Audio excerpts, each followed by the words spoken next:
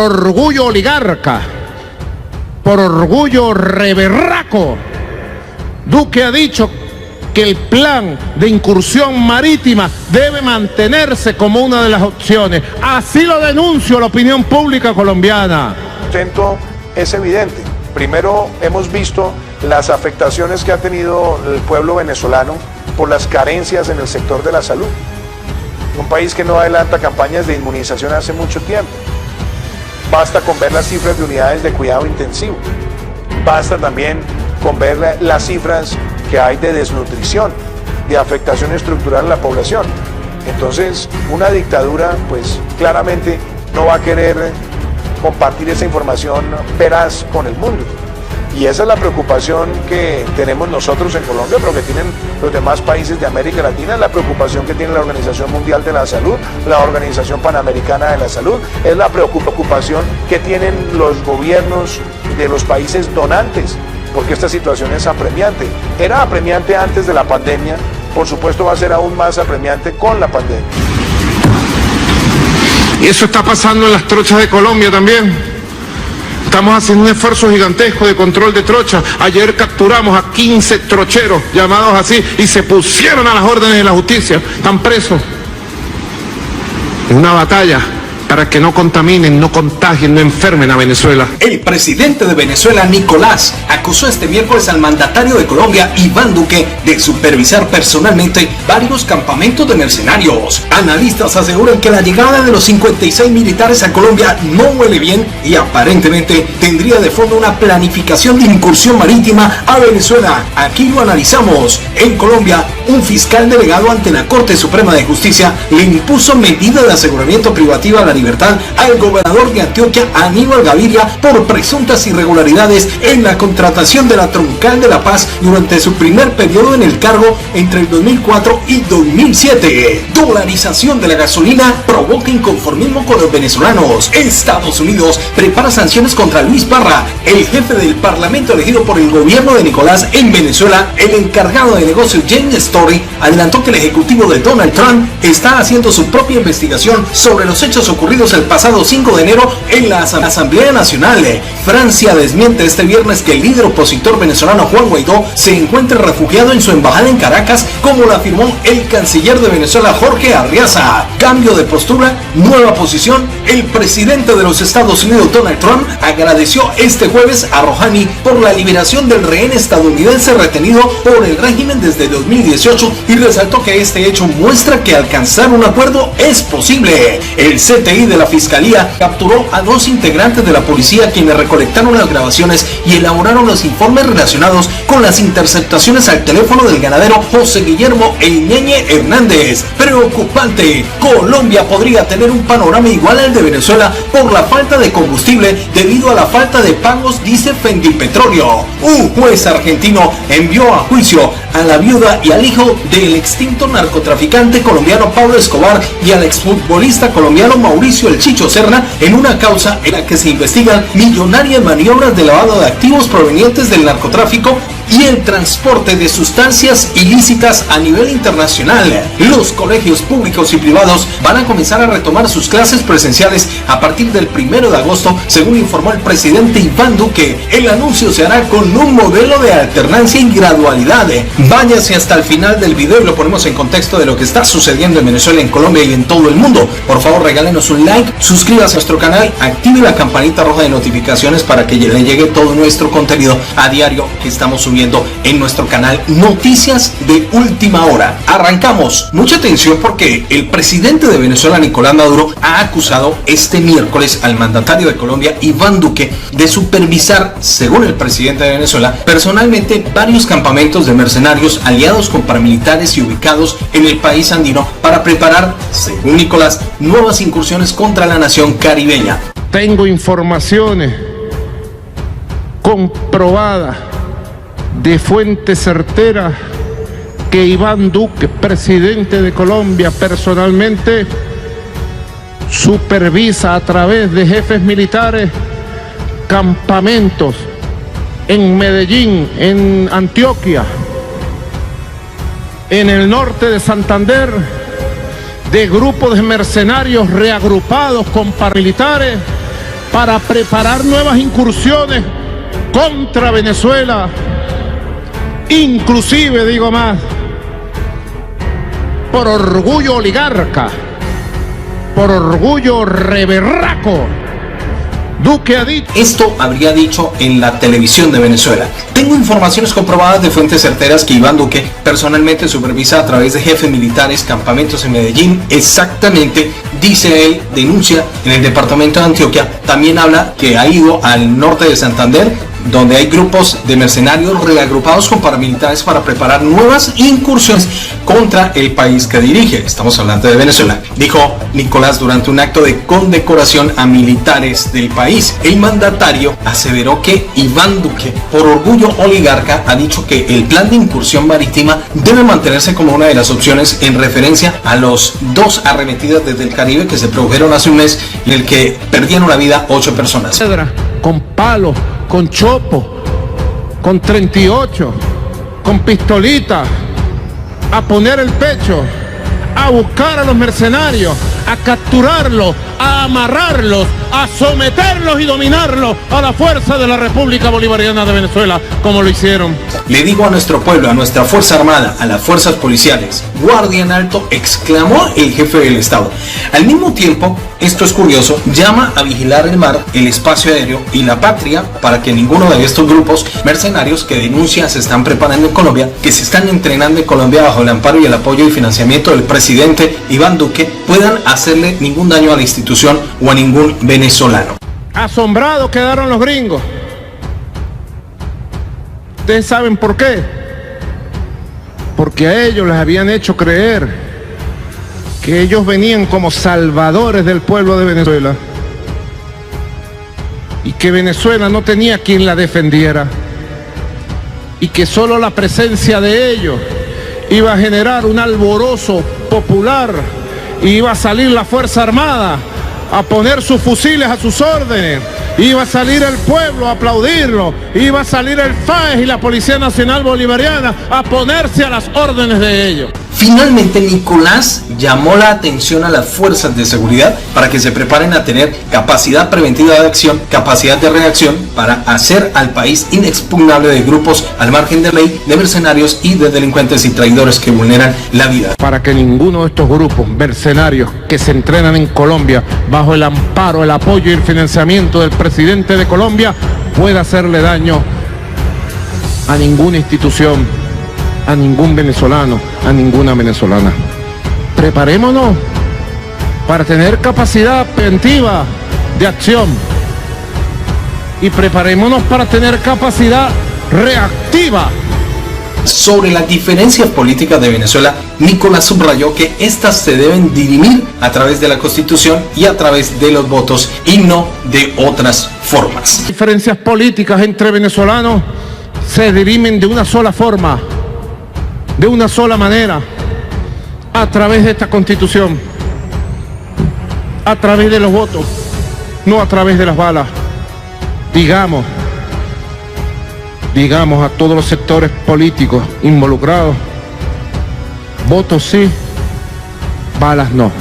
Muchísima atención porque esto coincide con la llegada de la Fuerza Élite Especial de los Estados Unidos de supuestamente venir a dar asesoría y acompañamiento a las fuerzas militares. Son exactamente, mucha atención, 53 los militares que han aparcado en Colombia y es la primera vez que llegan a Latinoamérica. Ya habían estado en Sudáfrica y en Oriente Medio y es una brigada de asistencia y seguridad del Comando Sur de los Estados Unidos. Esto es lo que por encima se conoce, pero atención porque los Estados Unidos tienen desde el mes de abril apostados en el Caribe todo un contingente de aviones, buques, marines y otros para tratar de estrechar presuntamente todas las vías de las rutas que operan los grupos ilegales. Y con esto también es cierto que el Senado de Colombia está incómodo y ha pedido explicaciones al presidente de Colombia, Iván Duque, por esta incursión de este grupo de militares que sin consentimiento del Parlamento colombiano llegaron al país. ¿Qué hay detrás? Analistas internacionales supuestamente han dicho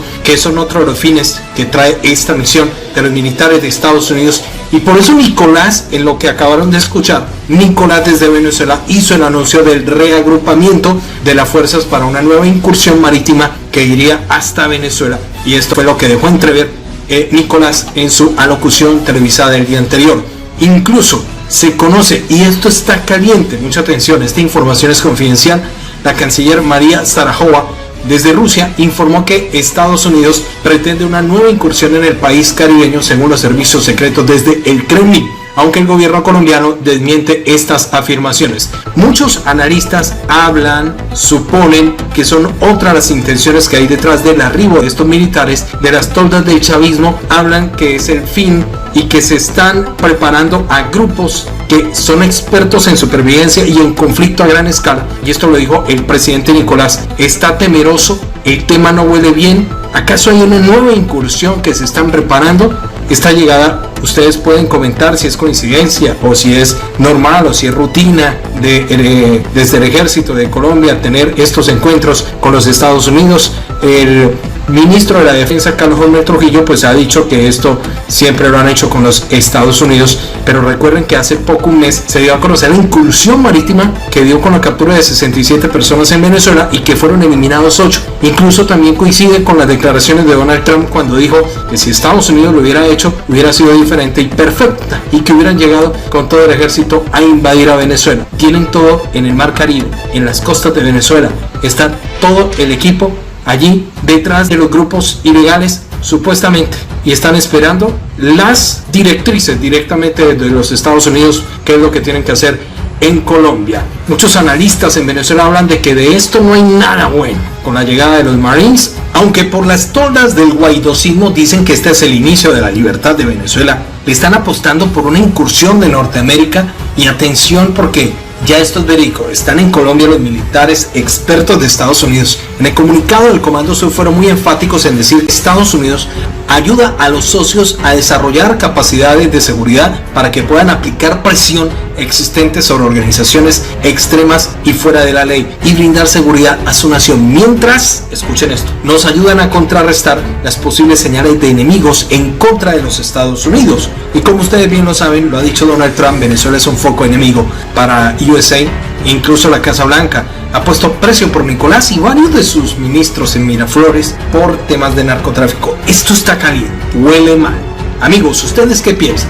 ¿Esto es solo una operación de rutina? ¿Otro show del loquillo de Nicolás? ¿O de fondo se viene preparando una nueva incursión para Venezuela? Lo leemos en los comentarios. Bueno, continuamos con mayor información y estamos en Venezuela. Nos llega información directamente de la capital y de diferentes ciudades donde hay inconformismo, hay manifestaciones por la escasez y la dolarización de la gasolina, y esto sucede a diario según varias denuncias que nos llegan a nuestro portal. Miles de personas se han manifestado contra el nuevo sistema de racionamiento que ha diseñado Nicolás en Venezuela y que busca distribuir, en el caso del combustible obtenido por parte del gobierno que dirige Rouhani desde Oriente Medio y cuyas fallas se presentaron inmediatamente. Por ejemplo, desde Caracas nos dicen que los policías del gobierno han apuntado a quienes manifiestan en la estación de servicio de La Urbina. Grupos de personas se han manifestado de forma pacífica hasta que llegan oficiales de la Policía Nacional Bolivariana para dispersarlos.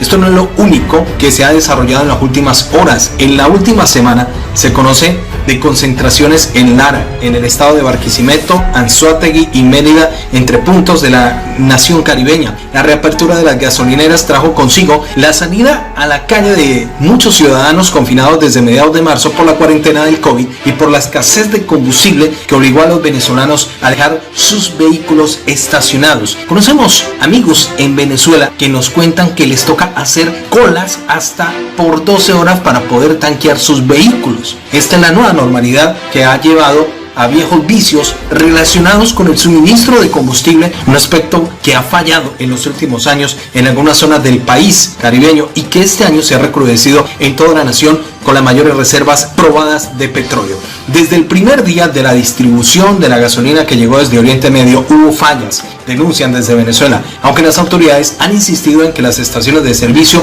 abrirían desde las 5 de la mañana. Muchas de ellas empezaron a atender con clientes con un retraso hasta de 7 horas, algo que se repite y se ha vuelto común desde el martes hasta el jueves. Del listado de gasolineras que tendrían la opción de surtir a precio subsidiado, unos $3 de depósito, en el cuarto día algunas ofrecen solo tarifas internacionales, con lo que respaldar por completo puede costar hasta $50, bastante caro, en un país en el que el salario mínimo es de $2. Mientras tanto, la petrolera estatal PDVSA mantiene a través de las redes sociales una intensa promoción de puntos de venta sin restricciones de compra, en los que únicamente se venden a precio internacional y pagos en divisas, algo inalcanzable para la mayoría de la población. Muchos venezolanos se han quedado sin la oportunidad, según las denuncias, de cargar esta semana debido a la gran afluencia de vehículos que esperan recibir dosis de combustible subsidiado que a orden gubernamental se entregará un día a la semana según el último número de la placa vehicular. En el este de Caracas, decenas de personas se han marchado de las colas luego de horas de espera debido a que se termina la gasolina en estos lugares, o es lo que están comunicando unos a otros en la larga fila. El gobernador de Anzoátegui, en el noreste, Antonio Barreto Sira, mostró imágenes de que dan cuenta esta realidad también en su estado, donde los ciudadanos viven un calvario que significa hasta 12 horas, lo que ya les habíamos contado y que nos han contado amigos desde Venezuela. Tienen que esperar hasta 12 horas sin la seguridad de que puedan cargar la gasolina para sus vehículos. Me parece mentira, porque era una locura, no sabíamos que recorrí varias bombas, no tenían manguera, nadie sabía si era subsidiada, si es en dólares, si es la locura, pues. Pero ya aquí marcaron la cola, ya aquí se acabó la gasolina. En el miércoles, las numerosas gasolineras registraron colas de vehículos que esperan conseguir litros de combustible, pero este jueves no lo han podido hacer, según las informaciones que nos llega desde Venezuela, del portal también Infobae y de muchos amigos que nos reportan estas denuncias a través de nuestros contactos. Cambiamos de noticias, mucha atención porque nos llegan informaciones directamente desde los Estados Unidos y nos han comentado que allí se están preparando sanciones contra Luis Parra, quien es el jefe del parlamento elegido por el gobierno de Nicolás en Venezuela. El encargado de negocios, mucha atención, estamos hablando de Jane Story, adelantó e informó al público que el ejecutivo de Donald Trump está haciendo su propia investigación sobre los hechos que ocurrieron el 5 de enero en la Asamblea Nacional. Según Jane Story, el encargado de los negocios de los Estados Unidos en Venezuela, adelantó que el gobierno de los Estados Unidos está preparando sanciones contra Luis Parra, quien funge como el presidente de la Asamblea Nacional legítimo y que fue ratificado también por la TSJ, el presidente de la Asamblea Nacional elegido por el chavismo y la oposición minoritaria en detrimento de Juan Guaidó, designado como tal por la oposición mayoritaria. En un encuentro virtual con periodistas que tuvo lugar el jueves y que recoge el periódico El Nacional, Story se refirió a los hechos del 5 de enero en la Asamblea Nacional, cuando se debía de celebrar lo que era la votación para elegir la nueva cúpula parlamentaria en la que se esperaba que fuera ratificado Juan Guaidó. El diputado Luis Parra. Luis, ¿qué tal? Espero que esté bien, pero como usted sabe, no es presidente de la Asamblea Nacional, no importa lo que dice también la TSJ, que solo trabaja para lo que dice el régimen, porque la verdad que todos sabemos, en diciembre Luis Parra fue destituido del partido Primero Justicia por su participación en la operación Alacrán, que fue un intento del régimen de decir plomo o plata a los diputados en no votar por Guaidó. Pero la verdad es que más de 100 votaron apoyando al presidente Guaidó. Todos recordamos que trataron de parar el acceso a la Asamblea Nacional, hasta que utilizaron colectivos con armas para bloquear la entrada a la Asamblea Nacional. Pues bien, las fuerzas de seguridad impidieron la entrada a Guaidó y a más de 100 diputados afines, pero sí permitió la de Parra. Los diputados que acabaron votando como nuevo jefe del Congreso de forma paralela, estamos recordando en esta sesión celebrada en la redacción del Nacional, Guaidó era ratificado al cargo por 100 diputados. Diputado Luis Parra, espero que esté bien, pero como usted sabe, no es el presidente de la Asamblea Nacional, dijo Story. Todos recordamos que usaron colectivos para bloquear la entrada a la Asamblea Nacional y no hay registro de quórum ni de quienes votaron por él, dijo el funcionario estadounidense. El diplomático norteamericano reveló que Estados Unidos está realizando dando a priori su propia formulación, investigación sobre los hechos, porque los que socavan la democracia son sancionables. Ya tenemos preparadas las sanciones contra Luis y algunos de su grupo. Vamos a sancionar y vamos a bloquear la visa de todos los miembros de este circo, le dijo a Luis Parra Jane Story. La elección de Parra ha cobrado actualidad a raíz de una reciente resolución del Tribunal Supremo de Justicia en la que lo respalda como jefe del Parlamento, algo que tanto Guaidó como sus aliados internacionales, incluye a Donald Trump con Estados Unidos y la Unión Europea, que han rechazado esta postura. La cuestión de quién ocupa la presidencia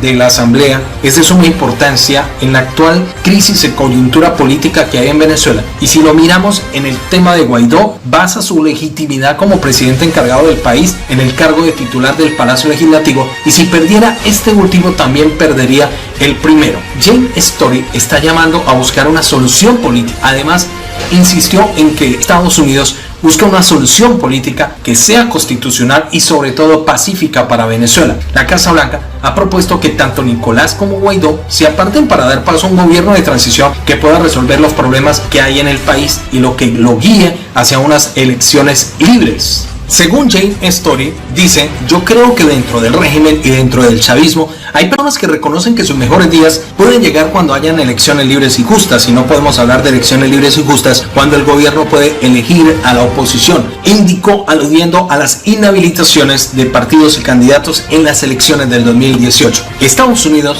dictó numerosas sanciones contra Nicolás y sus colaboradores por saltar derechos humanos, corrupción y hasta narcotráfico. En los últimos meses han centrado su atención en la industria petrolera, otra principal fuente de ingresos para Venezuela, según indica la Europa Press. Mucha atención porque se pone caliente el tema entre las embajadas de Francia y el gobierno de Nicolás. Francia desmintió el viernes que el líder opositor venezolano Juan Guaidó esté refugiado en su embajada en Caracas. Lo hemos confirmado varias veces a las autoridades venezolanas, indicó la portavoz del Ministerio francés de Relaciones Exteriores. Francia ha desmentido rotundamente este viernes que el líder opositor, estamos hablando de Juan Guaidó, que se encuentra refugiado en su embajada en Caracas, como lo afirmó el canciller de Venezuela Jorge Arreaza. Agnes von der Muhl, quien es el embajador, dice: el señor Juan Guaidó no está en la residencia de Francia en Caracas, lo hemos confirmado varias veces a las autoridades venezolanas, indicó el portavoz del Ministerio francés de Relaciones. El desmentido tuvo lugar luego que el jueves el canciller de Venezuela Jorge Arreaza afirmara que Guaidó estaba en esa embajada. Unos días antes, el presidente Nicolás Maduro había insinuado que el dirigente parlamentario estaba escondido en una sede diplomática. Más temprano, Jorge Arreaza habría afirmado que el líder opositor estaba en la embajada de Francia en la capital de Venezuela 3 días después de que Nicolás insinuara que el dirigente parlamentario estaba escondido en su sede diplomática. Guaidó es objeto de múltiples procesos judiciales desde que se proclamó mandatario interino en enero de 2019, aunque no se conoce que exista una orden de detención en su contra. Nosotros no podemos ingresar a una residencia de embajada de cualquier país, en este caso España o de Francia, y que la justicia se los lleve por la fuerza. No se puede, contestó Arreaza en una entrevista radial a un periodista que le preguntó por la supuesta presencia de Guaidó en la embajada francesa, así como por su mentor Leopoldo López, quien se encuentra en calidad de huésped en la residencia del embajador español en Caracas desde hace más de un año. Francia figura entre los más de 50 países que reconocieron en 2019 a Guaidó como presidente interino de Venezuela. Esperamos que estos gobiernos rectifiquen y entreguen a los prófugos de la justicia venezolana, agregó Arreaza. El canciller dijo de que se trata de una situación profundamente irregular. Es una vergüenza para la diplomacia en España, es una vergüenza para la diplomacia de Francia lo que ha ocurrido, y eso les va a pasar factura muy pronto. El lunes Nicolás insinuó que Juan Guaidó estaba escondido en una embajada, aunque lo hizo sin mencionarlo expresamente en un señalamiento que negó de inmediato el dirigente opositor, en donde le dijo: te mienten, escribió el líder opositor momentos después en Twitter, asegurando estar donde siempre, con la gente. La embajada francesa ha reportado actividades regulares. El viernes de la semana pasada, el embajador Nadal publicó una foto junto al nuevo embajador de Rusia en Venezuela, Sergei Merkeil-Bastarov, a quien recibió en la sede diplomática, según lo que está informando la AFP. Mucha atención porque el presidente de los Estados Unidos ha volteado su postura con respecto a lo que piensa del gobierno de Hassan Rouhani en Irán. El presidente de los Estados Unidos, Donald Trump, le agradeció este jueves al país persa por haber liberado al rehén estadounidense que había sido detenido por este gobierno desde el 2018 y resalta que este hecho muestra que alcanzar un acuerdo es posible. Además, afirmó que Washington no se rendirá hasta que devuelva a todos sus ciudadanos detenidos erróneamente en Irán y en otros países. Según Donald Trump, dijo lo siguiente: acabo de hablar con el ex rehén estadounidense Michael White, quien se encuentra ahora en Zurich después de haber sido liberado por el gobierno de Rouhani. Se subirá a un avión estadounidense pronto y volverá a los Estados Unidos, indicó el mandatario a través de su cuenta en Twitter. El intercambio de presos fue realizado en Suiza. El país persa liberó a un estudiante norteamericano que cumplía una condena de 10 años de cárcel. Donald Trump dijo: hemos repatriado a más de 40 rehenes y detenidos estadounidenses desde que llegué a la presidencia. Agradezco a Rouhani. Esto muestra alcanzar que un acuerdo es posible. Por su parte, White es el primer marine detenido por Rouhani durante el gobierno de Donald Trump, que fue detenido en 2018 y fue condenado, entre otros cargos, por agredir verbalmente al líder supremo de la República Islámica, Ayatollah Ali Khamenei. Al Departamento de Estado norteamericano confirmó en marzo que había abandonado la cárcel por razones médicas, pero que debía permanecer bajo custodia en la embajada de Suiza, que representa los intereses diplomáticos de Washington en Teherán. Fuentes conocedoras de estas negociaciones le confirmaron a CNN que la libertad de White era definitiva, algo que la propia familia celebró en un comunicado en el que han dado por concluida esta pesadilla. La madre del exmilitar le dio gracias al gobierno de Donald Trump por estas gestiones para poner fin a 638 días en las que su hijo, según la familia, habría sido rehén de la Guardia Revolucionaria de Rouhani. La entrega de White a Estados Unidos se confirmó un día después de que el científico de este país, Cyrus Asghari, aterrizara en la República Islámica tras permanecer detenido en el país norteamericano, según el gobierno de Rouhani. Pudo regresar después de que fuera absuelto de los cargos que se le imputaban, negando así cualquier posible canje. También, el portavoz del Departamento estadounidense, Morgan Ortagus, desmintió esta semana que Washington hubiese pactado un intercambio entre White y Asghari, alegando que Estados Unidos llevaba desde diciembre intentando deportar al científico, pero el gobierno de Rouhani había paralizado el proceso. Mucha atención, nos vamos para Colombia. Esto es algo insólito que está sucediendo con la justicia de Colombia. El CTI de la Fiscalía dio captura a 2 personas integrantes de la policía, quienes habrían recolectado las grabaciones y audios que elaboraron los informes relacionados con las interceptaciones al teléfono de el ganadero extinto José Guillermo Hernández, más conocido como alias Ñeñe. Se trata de Jefferson Fabián Tocarruncho y el sargento Wadid Velázquez. El abogado Miguel Ángel del Río, quien reveló las grabaciones, llamó sobre el procedimiento de detención. Están citando en este mismo momento a los investigadores de la DIJÍN que participaron en las interceptaciones de la Ñeñe política para darle a conocer la captura en su contra por parte del fiscal Daniel Hernández. Información mencionada por el abogado fue confirmada por fuentes cercanas al proceso y este viernes se realiza la audiencia de legalización de captura ante un juez de control de garantías. Los procesos que se le formulan, los delitos es fraude procesal, saltamiento del ilícito de comunicaciones, maniobra irregular de comunicaciones, falsedad ideológica en documento público y uso ilícito de comunicaciones. Recordemos que en los audios el ganadero hablaba sobre posibles irregularidades electorales relacionadas en la campaña del presidente Duque, hecho que ya está siendo investigado por la Fiscalía. El nombre de Ñeñe Hernández cobró relevancia luego de que la Fiscalía lo relacionara con el narcotraficante Marquitos Figueroa y con una fortuna superior de $1 billón. Mucha atención, esta es noticia internacional y también incluye a Colombia. Un juez argentino envió a juicio a la viuda y al hijo del extinto narcotraficante colombiano Pablo Escobar Gaviria y al exfutbolista colombiano Mauricio Chicho Serra en una causa en la que se investigan millonarias maniobras de lavado de activos provenientes del tráfico de sustancias ilícitas a nivel internacional. Según informaron este jueves fuentes del Ministerio Público Fiscal, María Isabel Santos Callero, Juan Sebastián Marroquín, el exjugador de la Selección Colombia y de clubes como Boca Juniors, son 3 de los 9 imputados que se presentarán en el banquillo, tal como dispuso el Juzgado Federal de la Ciudad Bonaerense de Morón, dirigido por el magistrado Néstor Raval. La investigación apunta de que todos ellos, entre los que también se encuentra el empresario Mateo Corvo, habrían realizado un aporte esencial para inyectar en Argentina fondos de José Byron Piedradita Ceballos, vinculado al líder del cartel de Medellín.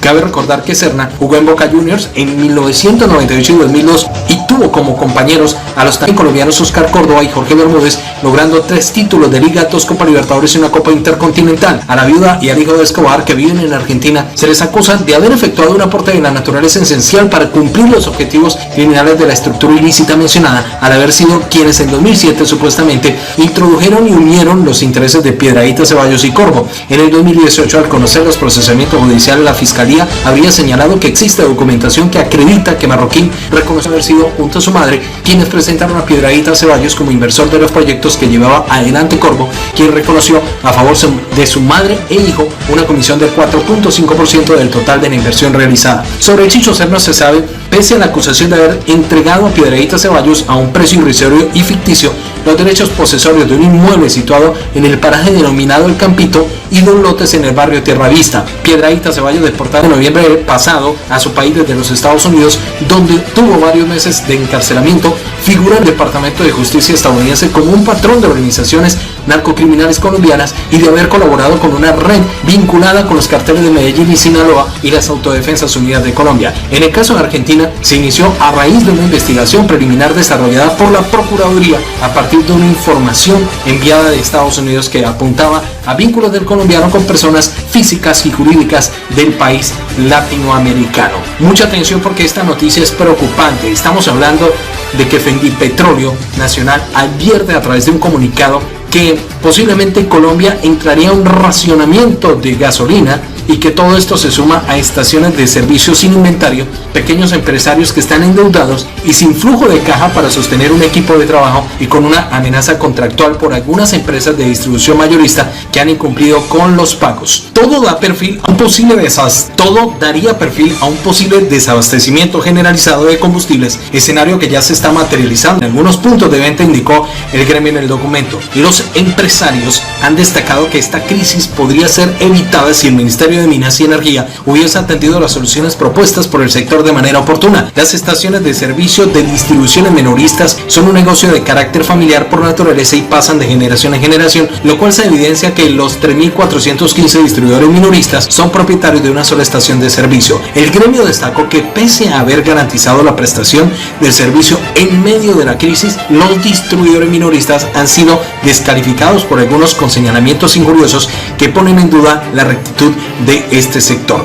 Sin tener presente que el margen de comercialización minorista es del 9,3%, los empresarios pidieron enfáticamente que, al igual que otros sectores, sean tenidos en cuenta para los alivios o estímulos con el fin de sostenerse en el medio de la crisis que afecta por el COVID-19 al país. El llamado es a que la política pública cobije también a las estaciones de servicio, sector que es transversal de toda la economía del país, según las indicaciones informativas que nos entrega Pulso. Mucha atención. Información muy importante, sobre todo para los colegios y los estudiantes en el país. Los colegios públicos y privados van a comenzar a retomar clases presenciales a partir del 1 de agosto, según lo ha informado el presidente de la República, Iván Duque, quien anunció que se hará como un modelo de alternancia y gradualidad. No es que a partir del 1 de agosto estén todos los colegios activados con presencia total. Estamos avanzando con esa gradualidad de modelo de alternancia, afirmó el mandatario en el programa diario de televisión del que se habla sobre las medidas del gobierno para enfrentar el COVID.